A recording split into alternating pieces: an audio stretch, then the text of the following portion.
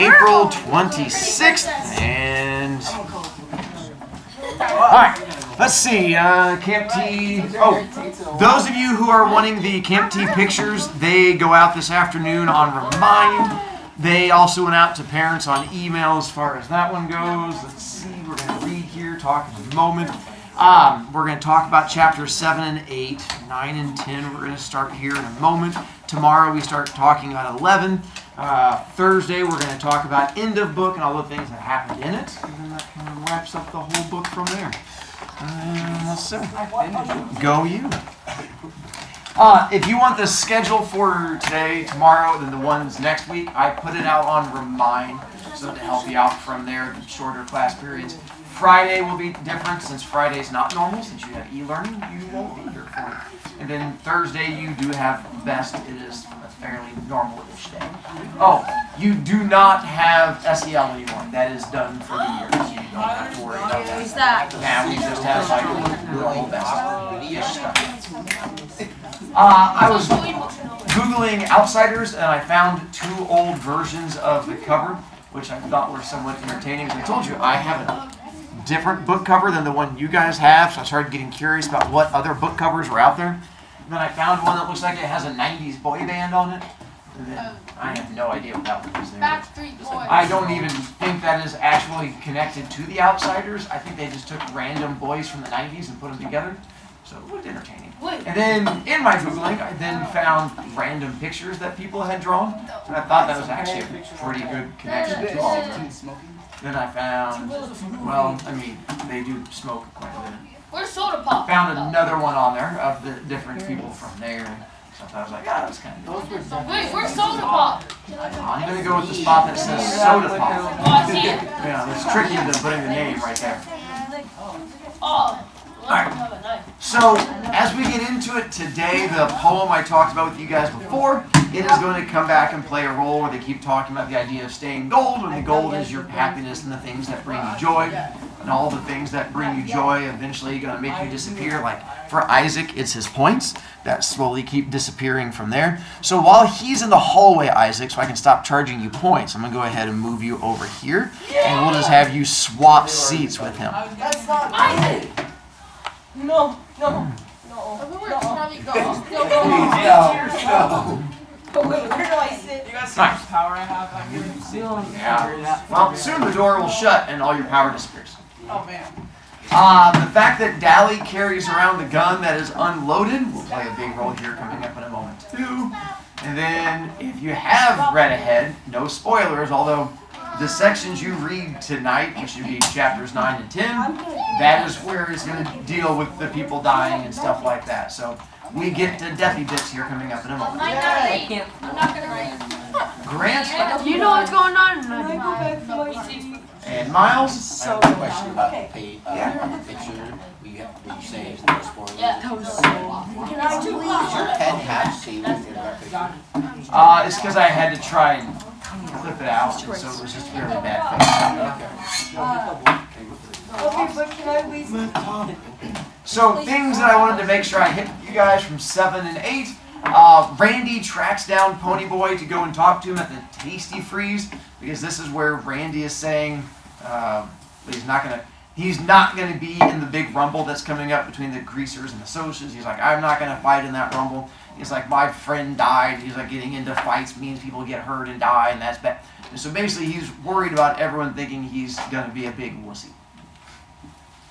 And then we find out that Johnny's mom is horrible and awful, because even though she comes to visit him in the hospital, he refuses to let his mom visit him. He yells at her and is like, I don't want you here. And then 2-Bit kicks her out of the hospital, because apparently even though her son saved children and got himself burned, she was coming in there to yell at him, and it turns out that she is a piece of trash.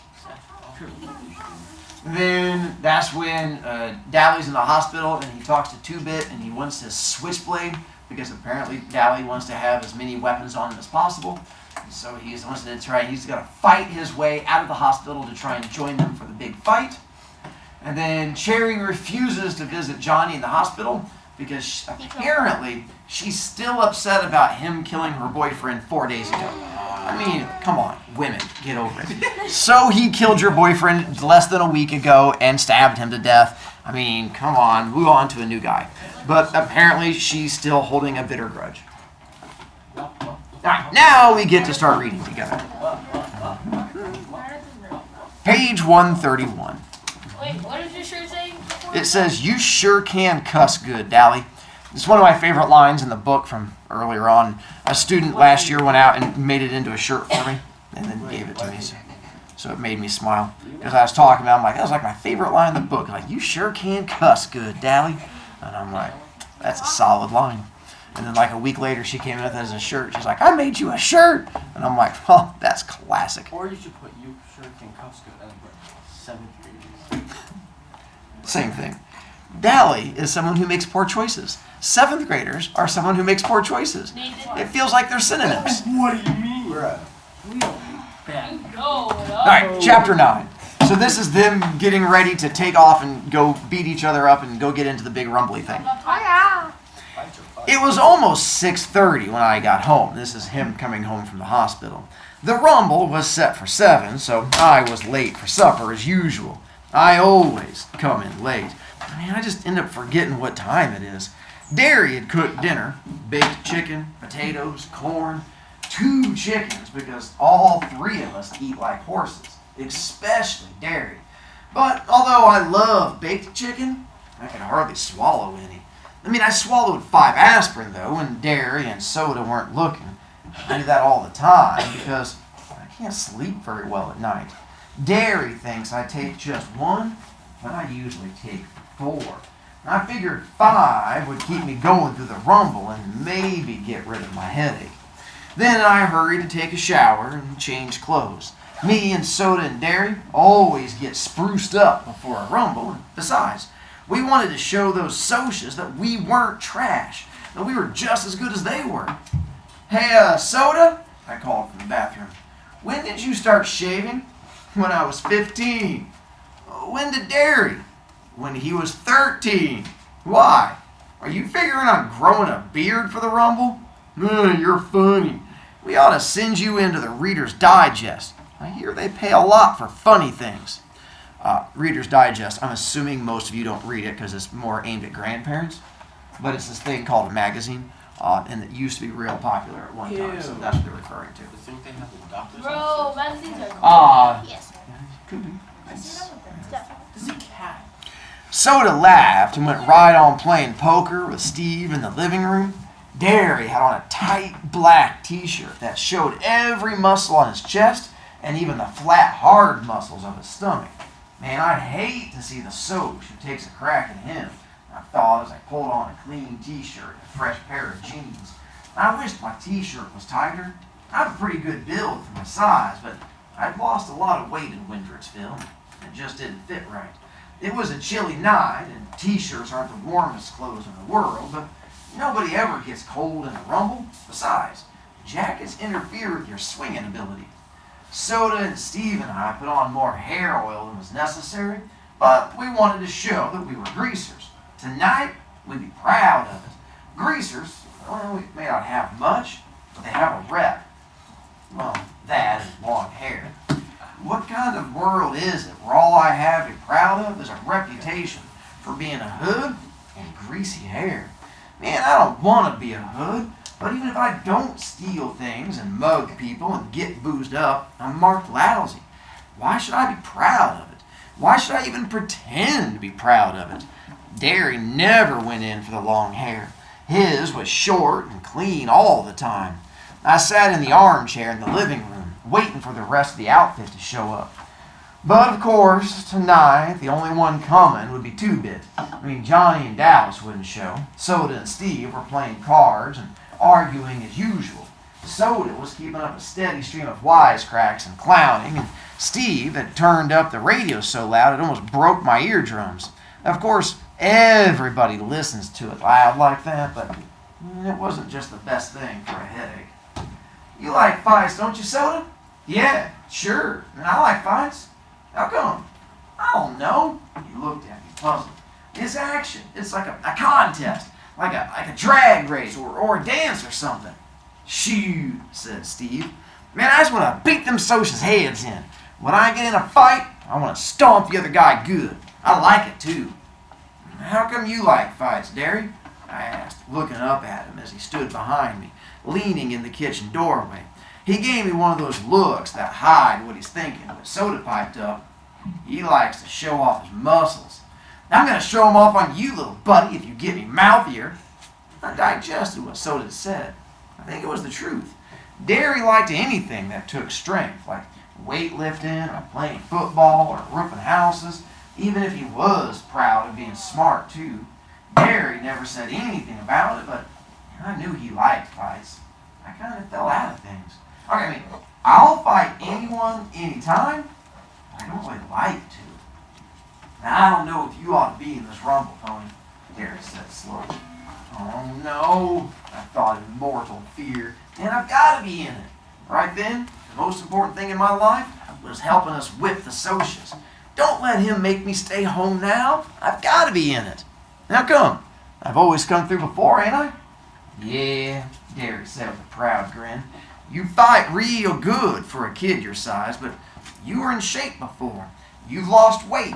You don't look so great, kid. You're tensed up too much. Shoo, said Soda, trying to get the ace out of his shoe without Steve seeing him. We all get tensed up before a rumble. Man, let him fight tonight. Skin never hurt anyone. No weapons, no danger. I'll be okay. I'll get a hold of the little one, okay? Well, okay. Since Johnny won't be there this time. Johnny and I sometimes ganged up on one big guy, but then Curly Shepherd won't be there either. Or Dally. Man, we're going to need every man we can get. What happened to Shepherd? I asked, remembering Tim Shepherd's kid brother, Curly. He was a tough, cool, hard as nails Tim in miniature. He and I had once played chicken by holding our cigarette ends against each other's fingers.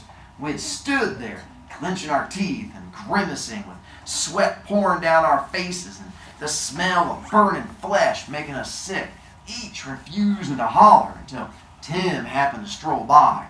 When he saw that we were really burning holes in each other, he cracked our heads together, swearing to kill us both if we ever pulled a stunt like that again.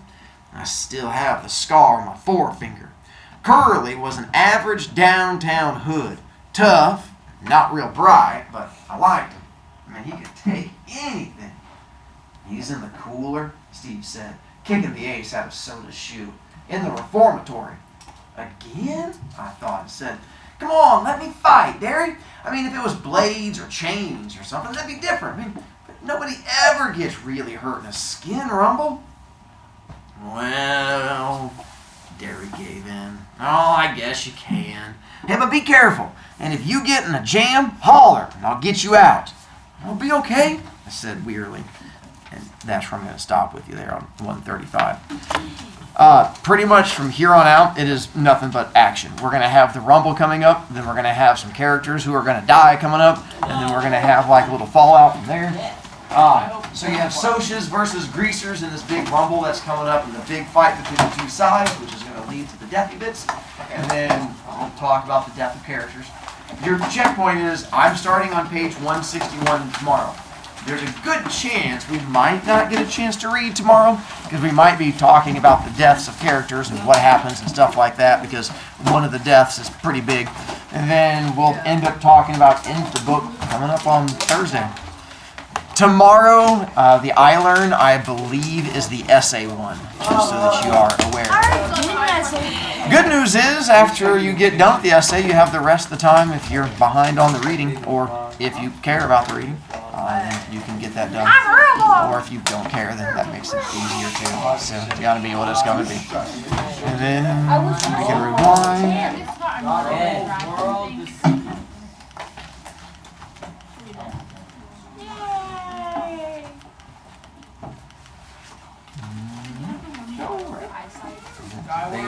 There. Words there, and